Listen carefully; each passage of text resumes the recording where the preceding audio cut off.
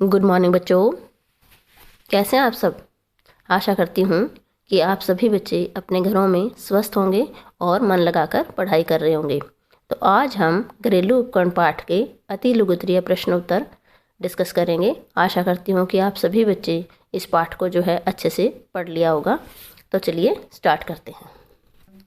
तो पहला प्रश्न हमारा है कि उपकरण का क्या अर्थ है। उपकरण क्या होते हैं? वह मशीन या यंत्र जो कम समय और कम खर्च में अधिक कार्य करने में व्यक्ति की सहायता करते हैं, क्या कहलाते हैं? उपकरण। मतलब कोई भी मशीन या कोई यंत्र ऐसा जो जिसमें काम करने में समय भी कम लगे और खर्चा भी कम लगे और काम जो है आपके व्यक्ति की जो शक्ति भी कम लगे और वो काम आसानी से हो जाए, ऐसे यंत्रों को क्या कहा जाता है? उपकरण कहा जाता है।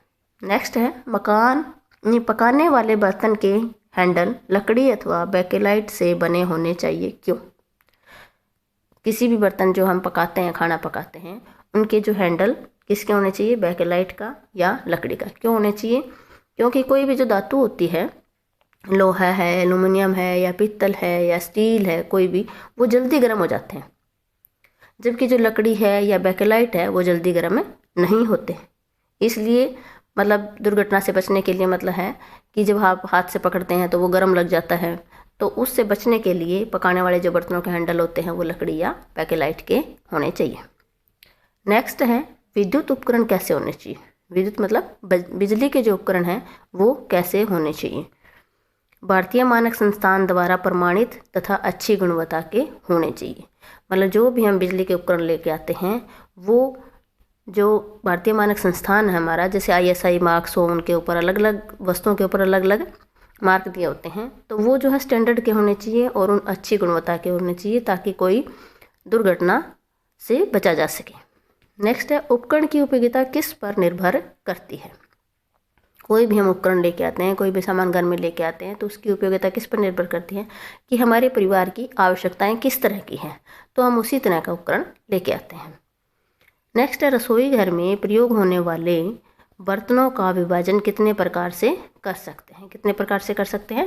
3 प्रकार से। तो 3 प्रकार के कौन से होते हैं कि जो एक हैं पकाने वाले जिनके अंदर हम भोजन पकाते हैं, दूसरे सर्व करने वाले जिनके अंदर डालकर खाना देते हैं खाने के लिए, और तीसरे हैं जिनको स्टोरेज के लिए काम आते हैं, जैसे कोई दालें हैं या जो हम मतलब डेली लेके नहीं आ सकते, चीनी है, गुड़ है, चाय पत्ती है, या जो भी मतलब रसोई घर में प्रयुक्त होने वाले सामान है उसको डाल कर रखने वाले बर्तन जो हैं स्टोरेज के लिए काम आते हैं। नेक्स्ट हैं भोजन परोसने वाले बर्तन कौन कौन से होते हैं। प्लेटें, थालियाँ, गिलास, मग, गहरे पात्र मतलब डोंगे वगैरह, या बड़े पतीले जिनके अंदर जो है डाल के रख सकते हैं, डोंगे हैं, कटोरियाँ हैं, आदि जो बर्तन हैं परोसने वाले बर्तनों में आते हैं। अगला प्रश्न हमारा है कि प्लेटें और थालियाँ कैसी होनी चाहिए। वजन में हल्की और अच्छे से आराम से साफ़ होने वाली, शीघ्र साफ़ होने वाली होनी चाहिए। नेक्स्ट है अचार, चटनी, मुरब्बे, जैम आदि रखने के लिए कैसे बर्तनों का प्रयोग कर सकते हैं। तो इसके लिए हमें कांच या चीनी मिट्टी के बर्तन प्रयोग में लाने चाहिए। क्यों? क्योंकि जो धातु के बर्तन होते हैं जैसे तांबा है, लोहा है, पित्तल है, तो ये स्टील हैं, तो ये जो है खट्टी चीज़ें होती है, अचार, चटनी, मुरब्बा, इनके साथ जो है रिएक्ट करती हैं, तो वो चीज़ें जो है खाने की ख़राब हो जाती हैं। इसलिए हमें कांच और चीनी मिट्टी के बर्तनों का प्रयोग करना चाहिए। नेक्स्ट है सॉस पैन अथवा सॉस पॉट कौन सी धातु के बने होते हैं। जैसे आपने पहले पढ़ा होगा कि सॉस पैन क्या होता है, जो जिसके एक तरफ हैंडल लगा होता है और सॉस पॉट में दोनों तरफ हैंडल लगे होते हैं। तो ये किस धातु के बने होते हैं? एल्यूमिनियम, पायरोसिस या स्टेनलेस स्टील के बने होते हैं। नेक्स्ट है कढ़ाई का आधार कैसा होना चाहिए। कैसा होना चाहिए? चपटा, क्योंकि वो इधर उधर गिरे ना। खाना पकाते टाइम जो है इधर उधर अगर वो हिलेगी तो गिरने का डर रहता है और उससे जलने का या सामान गिरने का डर रहता है, इसलिए कैसा होना चाहिए? चपटा। नेक्स्ट है तवे का हैंडल लंबा क्यों होना चाहिए। तवे का हैंडल लंबा होना चाहिए ताकि जो है अगर ताप लगने पर अधिक गर्म ना हो। जैसे कई देर तक तवा जो है गैस पे रहता है या चूल्हे पे रहता है जहाँ भी, तो उसका हैंडल क्या है? लंबा होना चाहिए ताकि वो पकड़ने में आसानी हो और वो जल्दी से गर्म ना हो। नेक्स्ट है नॉन स्टिकिंग तवों का क्या लाभ है। नॉन स्टिकिंग तवों का क्या लाभ है कि इनके ऊपर जो खाना है वो चिपकता नहीं है। खाद्य पदार्थ कोई भी हम बनाते हैं उसके ऊपर तो वो चिपकते नहीं हैं। नेक्स्ट है फ्राइंग पैन के हैंडल कौन सी धातु के बने होते हैं? बेकेलाइट के। कौन से बने होते हैं? बेकेलाइट के। नेक्स्ट है प्रेशर कुकर क्या होता है? प्रेशर कुकर आपके सबके घरों में है, सबने देखा होगा। तो क्या होता है कि एक प्रकार का बंद जो है सॉस पैन की तरह बंद बर्तन होता है और जिसके अंदर भाप के द्वारा खाना बनाया जाता है। अगला प्रश्न है कि बीटर्स किस काम आता है? बीटर्स का प्रयोग जो है भोज्य पदार्थों को मिलाने के लिए, क्रीम से चिकनाई अलग करने के लिए, अंडा फेंटने के लिए, या जैसे दही से लस्सी बनाने के लिए, तो इस तरह से अलग अलग काम आते हैं। अगला प्रश्न हमारा है कि बीटर्स जो है वो कितने प्रकार के होते हैं? 2 प्रकार के होते हैं। कौन कौन से? एक होता है विस्कर और दूसरा होता है रोटेटरी टाइप बीटर्स। नेक्स्ट है मिक्सर किस काम आता है? मिक्सर जो है किसी चीज़ को पीसने के लिए, फलों तथा सब्जियों को पीसने के लिए या भोज्य पदार्थों का जो है पेस्ट बनाने के लिए काम आता है। नेक्स्ट है गर्म खाद्य पदार्थों को मिलाने में लकड़ी के चमचों का प्रयोग क्यों किया जाता है? क्यों किया जाता है? क्योंकि ये गर्म नहीं होते और जो नॉन स्टिक बर्तन होते हैं उनके ऊपर भी हम जो है लकड़ी के चमचों का प्रयोग करते हैं ताकि उनका जो है जो परत लगी होती है नॉन स्टिक पैन के ऊपर वो ख़राब नहीं होती। अगर धातु की चम्मच या कड़छी हम यूज़ करेंगे तो उससे वो उतर सकती है, ख़राब हो सकते हैं। नेक्स्ट है चिल ट्रे का तापमान कितना होता है? 0 डिग्री फ़ारेनहाइट से थोड़ा सा अधिक होता है। नेक्स्ट है कुकिंग रेंज किस काम आता है? कुकिंग रेंज क्या काम आते हैं? भूनने के, बेक करने के लिए, मतलब जैसे कि एक है बेकरी है, बिस्किट वगैरह ये बनाने के लिए, या किसी चीज़ को गर्म करने के काम आते हैं। नेक्स्ट है वैक्यूम क्लीनर का प्रयोग किस लिए किया जाता है? वैक्यूम क्लीनर का प्रयोग किस लिए किया जाता है? कोई कालीन है, गलीचे हैं, फर्श है या छत दीवार, इन सभी से क्या है धूल या मिट्टी हटाने के लिए किया जाता है। नेक्स्ट है टोस्टर किस काम आता है? ये डबल रोटी के टोस्ट सेकने के काम आता है। जो डबल रोटी होती है या ब्रेड वगैरह होती है उनको सेकने के काम आता है। टोस्टर कितने प्रकार के होते हैं? 3 प्रकार के होते हैं।